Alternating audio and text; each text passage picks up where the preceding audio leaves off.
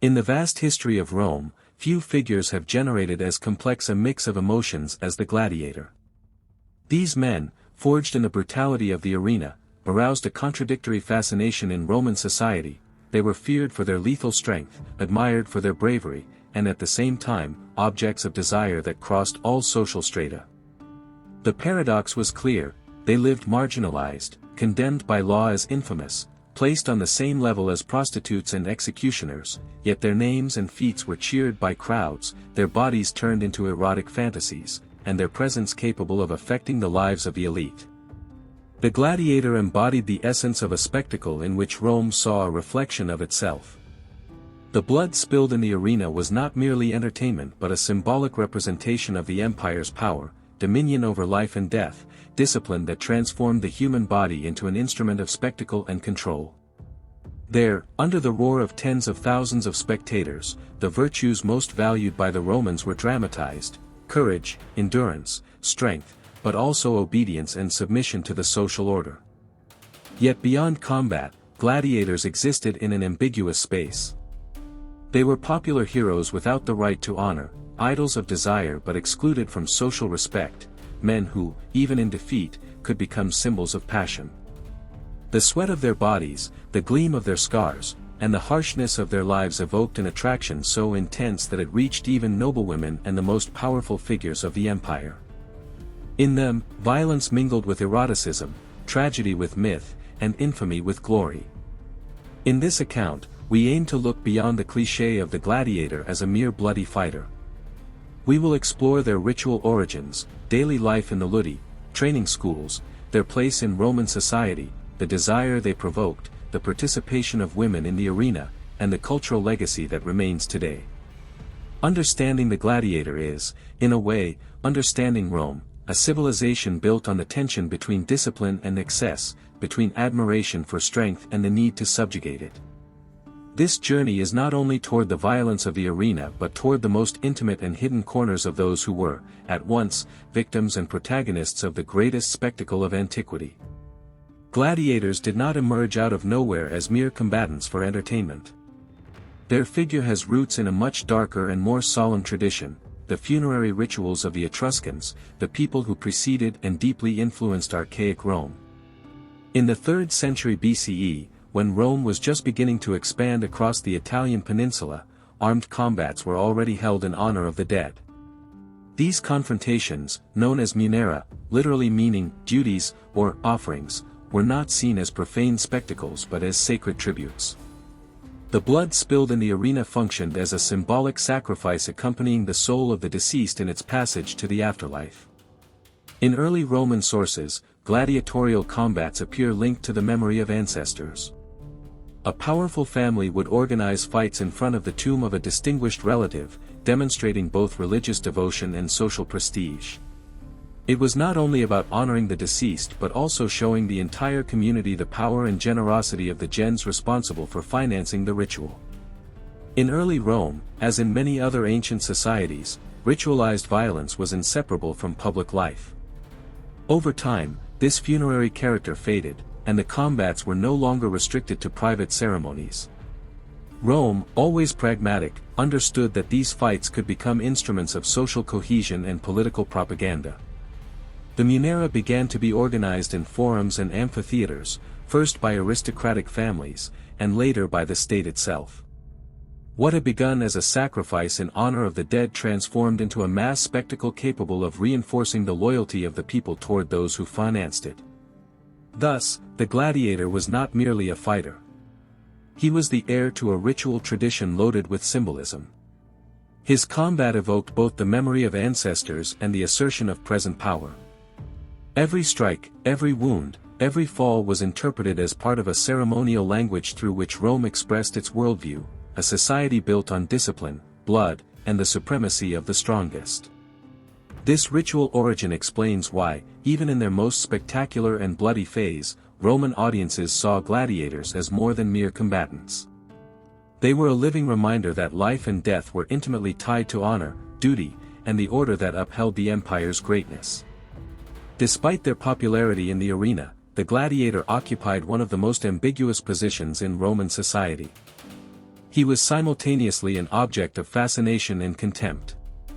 An idol for the people, yet infamous in the eyes of the law. In the Roman hierarchy, gladiators were classified as infames, a legal term placing them on the same level as prostitutes, actors, or executioners. Infamy meant the loss of all civic honor. They could not testify in court, hold public office, or aspire to a political life. Their blood and occupation marked them as unworthy, even as thousands cheered them in the arena. Most came from three sources: slaves, prisoners of war, or condemned criminals. Slaves were purchased by lanisti, owners of gladiatorial schools, and trained to fight as an economic investment. Prisoners of war, taken from conquered towns, were thrown into the arena as a reminder of Rome's supremacy. And condemned criminals, instead of being executed quickly, were forced to die fighting, their suffering turned into entertainment. But there was also a unique group, the auctorati, free men who, driven by poverty or the desire for glory, voluntarily signed contracts to become gladiators. Although legally they remained citizens, upon entering the ludus they assumed the same infamy as slaves. For many, this was an acceptable price if the reward was money, fame, or the chance to inscribe their name in collective memory. The most notable contradiction was that, despite this dishonorable status, gladiators exuded an irresistible magnetism. Their bodies, sculpted by training, and their willingness to face death made them symbols of virility and desire. Graffiti found in Pompeii confirmed that they were idolized by women and young men, and that their image circulated like that of true celebrities. Thus, the gladiator embodied a dual role, that of the outcast living outside civic order, and that of the popular hero capable of inspiring admiration and desire. Rome despised them and revered them at the same time, projecting onto them its own contradictory values: discipline and indulgence, honor and dishonor, civilization and barbarism. Becoming a gladiator did not only mean fighting in the arena. One first had to survive a long and brutal process of training in the ludi gladiatorii, the schools where both the body and mind of these fighters were shaped. Each school was run by a lanista, a manager who oversaw training, feeding, and selling gladiators to organizers of the games. Often, this man had been a gladiator in his youth and knew firsthand the rigors of combat. The lanista was hated by Roman society, considered almost a dealer of human flesh, but he held in his hands one of the most valuable assets of public entertainment: the lives of his fighters. Life in the ludus was harsh and strict. Gladiators lived in narrow cells, slept on wooden bunks, and were constantly monitored to prevent escapes or mutinies. Still, they were kept in relatively good condition, fed, cared for by doctors, and exercised daily, since their value depended on their strength and endurance. Training was exhaustive and varied according to the type of gladiator each man specialized in. The murmillo, with a large rectangular shield and short sword, gladius. The retiarius, armed with a net and trident. The secutor, designed to face the retiarius. The thraex, inspired by Thracian warriors, with a small shield and curved sword. Under the supervision of instructors called doctors, gladiators learned not only to handle their weapons but also to fight with strategy, endurance, and spectacle. It was not just about killing, but about delivering a choreographed display of violence that kept the audience enthralled. Interestingly, gladiators were known as the hordearii, men of barley.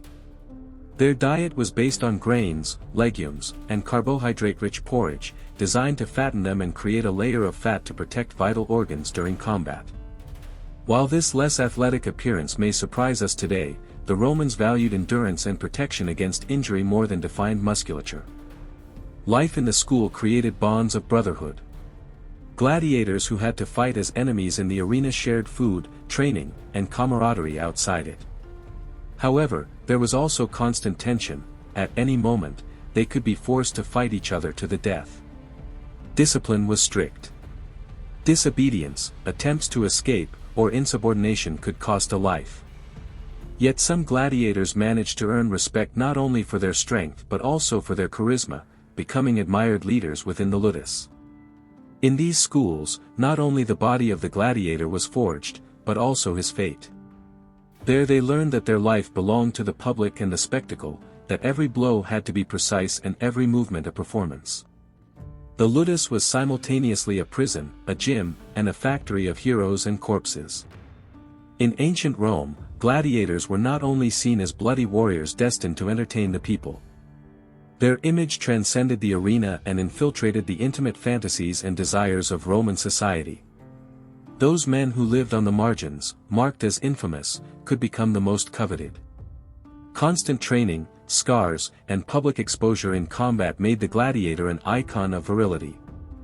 Muscles forged through effort, sweat collected in the arena, and spilled blood made his body an object of fascination. So much so that there are records of Roman women collecting the sweat and blood of fallen gladiators to use as aphrodisiacs or beauty elixirs. Contact with their skin and fluids was seen as a way to absorb strength and vitality. The Roman elite, especially women from powerful families, felt a particular attraction to gladiators. Society expected chastity and obedience from them, but the magnetism of these men was so strong that it often leaked into rumors and scandals. Satirical writers like Juvenal recounted how the ladies of Rome sighed for gladiators, seeing them as the opposite of their senator husbands, wild, strong, and dangerous. One of the most famous stories is that of Faustina the Younger, wife of Emperor Marcus Aurelius, who, according to accounts, became so obsessed with a gladiator that she fell ill with desire. While this version is likely embellished by hostile propaganda, it reflects the myth that gladiators wielded irresistible power even over the most untouchable women. The allure of gladiators was not just a private matter but also a political one. For free men of the upper class, having relations with gladiators could be seen as a sign of humiliation. Anyone desired by a slave or a notorious fighter was considered socially diminished. Eroticism thus became a language of power and dominance. On the other hand, gladiators themselves were often hired not only as protectors but also as sexual companions. Wealthy women paid fortunes to spend a night with one of them, and for many gladiators, this role was almost as common as fighting in the arena. A special chapter is occupied by female gladiators, known as gladiatrices. Although rare, they aroused even greater interest because they broke the traditional Roman view of women as submissive and domestic. Gladiatrices, fighting semi-nude and without helmets to show their faces, combined violence and sensuality in a spectacle that scandalized and excited in equal measure. At the heart of the desire for gladiators was a social contradiction. These men were admired, desired, and even revered, but at the same time rejected as unworthy of a free citizen. They were idols and pariahs, symbols of strength and shame. This duality further fueled the mystery surrounding them and turned their figure into an erotic myth that survived long after the fall of the empire. Although gladiators already possessed a natural magnetism, the attraction they held over the Roman elite was not without controversy, rumors, and scandals that shook the foundations of public morality. Their bodies, objects of desire and fantasy, were sought not only in secret but also used as symbols of transgression and power at the highest levels of the empire. The fascination of noble women with gladiators was an open secret. Writers such as Juvenal mocked in their satires the high society ladies who abandoned respectable husbands to pursue passion with a mere fighter. It did not matter if the gladiator was scarred or socially infamous, his virility was enough to eclipse lineage and decorum. These rumors had a double edge. On one hand, they reflected genuine attraction to gladiators, on the other, they were used as political weapons. Accusing a woman of the elite of having a gladiator lover was a way to tarnish the reputation of entire families, as it implied not only lust but also a public humiliation of her husband's prestige. The most famous case is that of Faustina the Younger, wife of Emperor Marcus Aurelius. According to some sources, she became obsessed with a gladiator to the point of falling ill with desire. Seers recommended a remedy as disturbing as it was symbolic, that Faustina join the gladiator and that he be executed on the spot, bathing the empress in his blood to purge her passion. She could then return to her husband's bed. Although modern historians doubt the truth of this story, what matters is the myth it generated, the gladiator as an erotic force so powerful it could even threaten the stability of the imperial throne. Not only women were involved in scandals. Some emperors were also accused of having relations with gladiators or of displaying themselves alongside them in ways considered unworthy. Suetonius, for example, recounts how certain rulers, fascinated by these men's virility, invited them to their palaces not only as personal guards but also as intimate companions. This connection between gladiators and the elite reinforced the contradictory nature of their figure, despised under the law but irresistible in desire. At private banquets organized by senators or emperors, gladiators were used not only to fight but also as part of erotic rituals. Ancient accounts mention feasts where these men became actors in sexual performances meant to impress the guests. In this context, the gladiator ceased to be a mere fighter and became a symbol of luxury, decadence, and absolute power. Despite their magnetism, contact with gladiators remained a social taboo. For a noblewoman, being discovered in the arms of a gladiator was a risk of public scandal and family ruin. For a man, maintaining a relationship with them implied humiliation and loss of honor. This tension between irresistible attraction and social condemnation fueled the rumors, myths, and exaggerations surrounding their figure even today. In a world dominated by male power, the appearance of women in the arena as gladiators, called gladiatrices, was as rare as it was fascinating. These combatants, though few in number, captured Roman imagination by embodying a double transgression, violence and eroticism. Sources mention that female gladiators were not a common spectacle. Their presence was reserved for private events or celebrations organized by emperors and aristocrats seeking to impress their audience with something extraordinary. Simply seeing a woman fight with sword and shield was considered a luxury, a symbol of extravagance and excess. Unlike male gladiators, who typically wore helmets and armor, female gladiators often appeared with bare torsos, wearing only thongs or short skirts. They did not cover their faces, allowing the audience to see expressions of pain, effort, or triumph. This added an erotic dimension to the spectacle. The fight was not just combat but also a display. Female gladiators combined violence with sensuality. Every strike and every wound was seen as a game of desire and transgression. For a society obsessed with rigid gender roles, seeing a woman defy that norm provoked both fascination and outrage. Some of these combatants did not come from the lower classes, unlike their male counterparts, but from wealthy families. Aristocratic women, driven by whim, curiosity, or rebellion, tried their luck in the arena. For them, fighting was not just entertainment, it was an act of defiance against Roman morality and social order. A high-born lady exposing herself semi-naked and armed before the crowd was scandalous in itself. Beyond the literary accounts, the existence of female gladiators is supported by archaeological findings. A famous statue found in Halicarnassus, modern Turkey, shows a woman with a bare chest, in a victorious pose, holding a sicca, a curved sword typical of Thracian gladiators.